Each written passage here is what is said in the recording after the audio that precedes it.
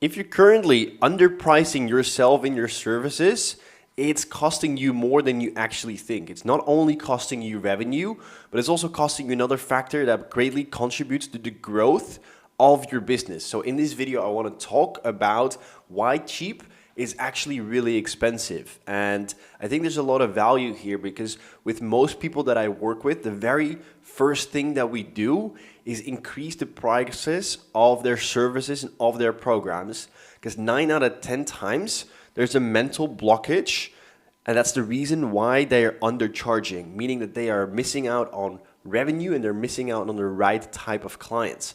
And I've seen this so many times with clients of mine that I really wanted to create a video just to shift the mindset of why keeping your prices low is costing you so much in your business. And we'll dive into that, but I just wanted to show some examples of some people that I've helped and work with. So Emily, she was a love coach, and we spoke about the value of higher pricing and high ticket offers during our session together. And actually right during the session, at the end, she had a sales call. She doubled her prices and closed the deal instantly. Shortly after, she sent me that message after our meetup that she also sold this course. And the day before, she just rightly sold her high ticket offer for double the price than she normally did.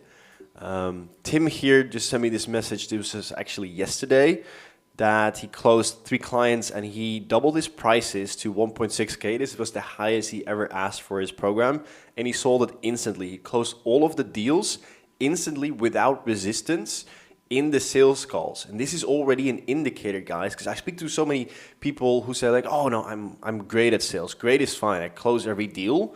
There should always be a form of resistance, unless you have taken 5,000 sales calls and you're an absolute killer in the sales calls. But if there's no resistance, if you come up to the point where you're going to be price dropping and people go like, oh, okay, yeah, easy, guys, then it's time to start increasing your prices up until a point where you feel resistance of your prospect.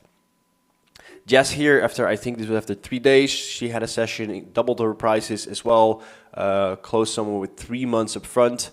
And here with my client Shulin, she's saying like, this is in Dutch, but she's saying like, it's too easy, the sales calls that we're doing, and when I price drop, it's too easy, I'm going to be increasing my V. And that's exactly what you should be doing. So let's talk about what exactly it is that it's costing you and why it's so important to use your prices also as a indicator for what the clients can expect and the type of clients that you're attracting. That's maybe the most important thing of all. This is another video that I created on how to repel the people that you do not want to work with and only attract the people that you do want to work with. And pricing is a mental game as well of the perceived value. So I'll dive into the perceived value as well. But obviously, if you are increasing your prices, let's say Tim here, who was selling his packages for half of the price, right? So you sell your package for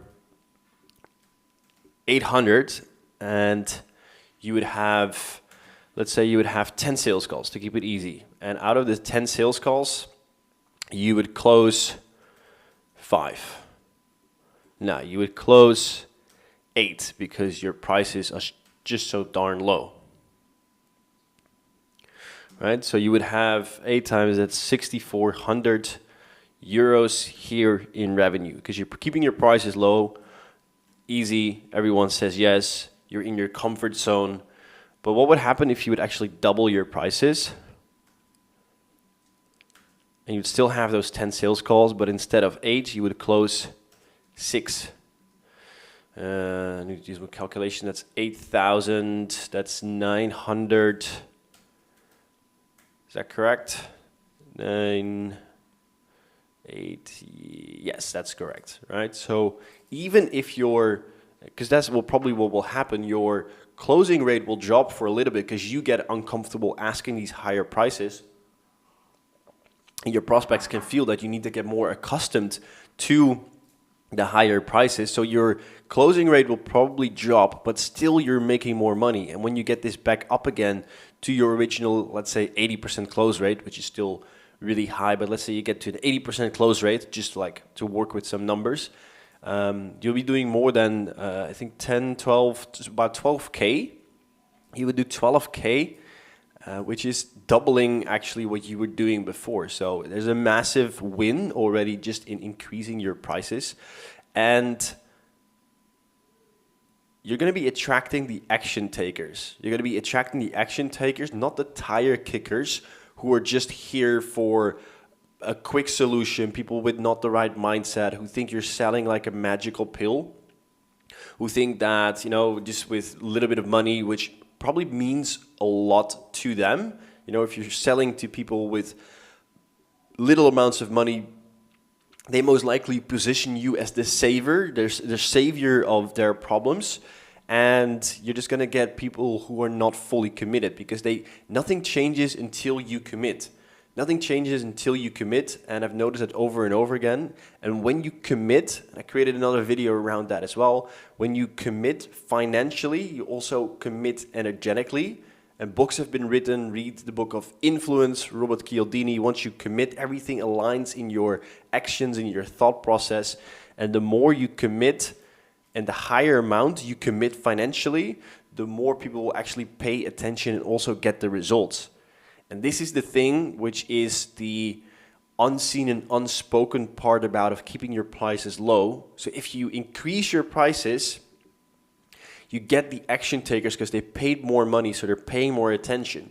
Meaning if they're paying more attention, they're going to be listening more closely to what it is that you're saying, and they're actually going to be implementing it, so you're going to get better client results. And this feeds back, guys, this feeds back into your marketing message, into your social proof, which means the perceived value of your program goes up. So it's an ongoing self-feeding cycle. You're getting better clients with better client results, better testimonials that you can use, meaning you can keep increasing your prices because the value that you're delivering is just better. So that's the second part why if you keep your prices low, it's actually costing you a lot of money.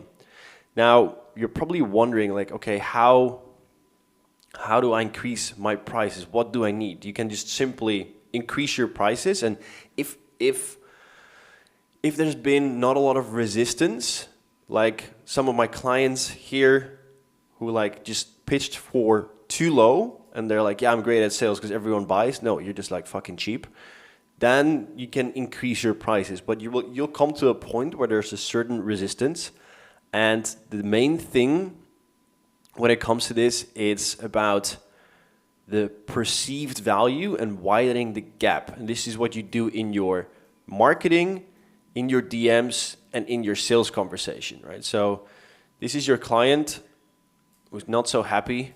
He's currently here. He's in pain. He wants to go here, right? He wants to be all happy, whatever that is. Whatever it is that the transformation that you're bringing them. I'm sure you've looked at this. What's the desired state? Oh, that's a really big head. What's the desired state, right? Where you're bringing people towards. This is the foundation of marketing, guys. This is nothing new to you, right? So in between here, where they currently stand and where they want to go, there's something missing, right? If they could go from A to B, or from X to X in this case, if they go from A to B, they could have done that. If they could have done that without you, they wouldn't be on the call. They wouldn't be talking to you. Something here is broken, right? Something here, they tried it, they're failing, they cannot manage it themselves, and they're stuck in this horrible situation which they're fed up with, and they want to go here, but they don't know how, so they need support. What we call between here and here, it's the gap. This is where they want to go. Let's take a fitness example for one of my clients, right? You want to get that six-pack. Six-pack. Could actually be me, you know? To be honest, this is on my list for this year to get a six-pack. Been training for 20 years. For some reason, I get a four-pack, but not a six-pack, right? So I tried this myself. Yeah, beautiful. Let's take myself as an example. I tried this myself. I want to get a six-pack. But for some reason, like I train 5-6 times a week, often 2 times a day, but I'm just not getting here. And let's say this is really important to me to get a six-pack, then I cannot get here because for whatever reason, I'm failing. I have failed attempts.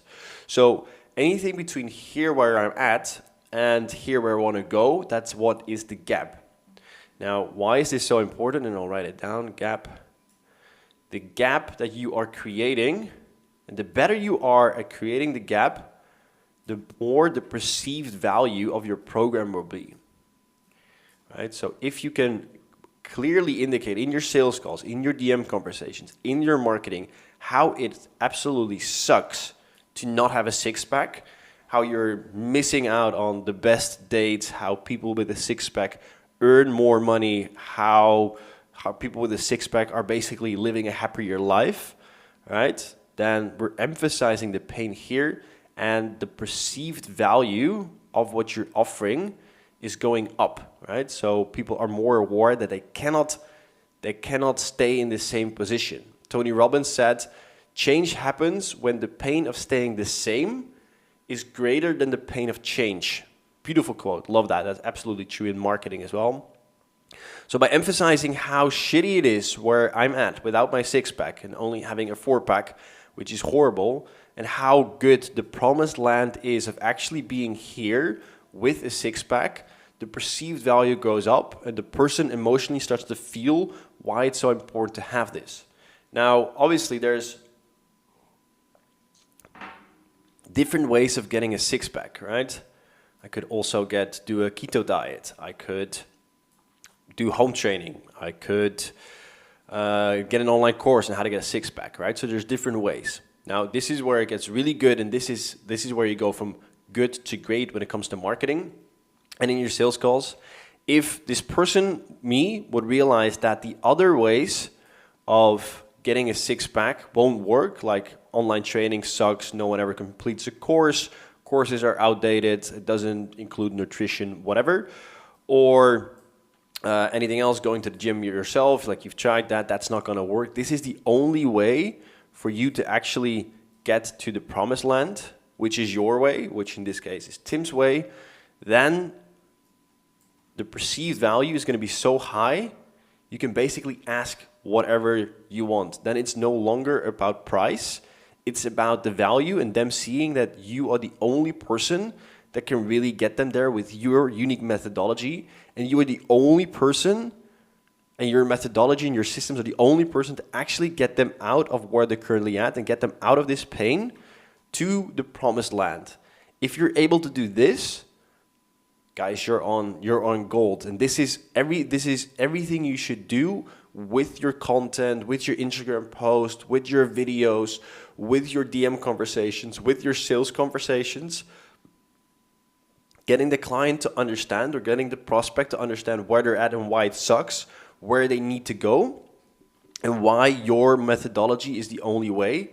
And guys, then price becomes irrelevant, right? Price, you can price drop whatever. If you do a good job at this, you can ask pretty much whatever you want, because the person sees and understands that they really need that. So it's not about price.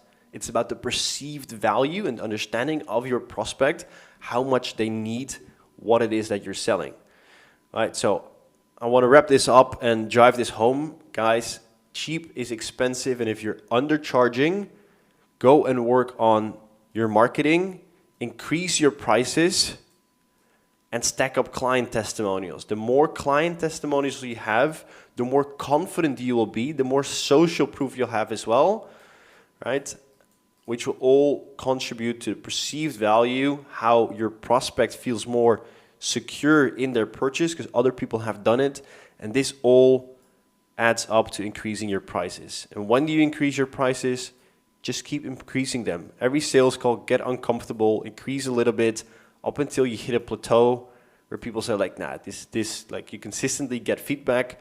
Then you can work on your sales skills. Then you can work on more social proof.